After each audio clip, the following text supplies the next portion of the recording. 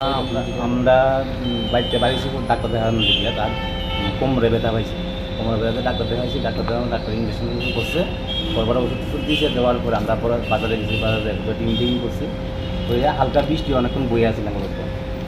বয়ে থাকার পরে এবার বৃষ্টি কমছে করে রওনা দিছি। রওনা দেওয়ার পরে এই কত 200-250 মিটার জায়গা গেছি, পড়তে আবার বৃষ্টি নামছে। নামার পরে বৃষ্টির দিকে তো আমি দেখছি না, পড়তে ছাতিটা খুলে দিয়েছি। ছাতিটা মেলানোর পরে ছাতিটা বাতাসে রাখতে পারছি না, সেদিনটা বুঝে হয়ে গেছে। এরপরে এর দিকে মাথায় থেকে যখন সিলিং করা সিলিং নিয়েছি, এখান থেকে দেখো শান্তিবাজার দিয়েছি, শান্তিবাজারতে আগরতলা দেখো দিয়েছি।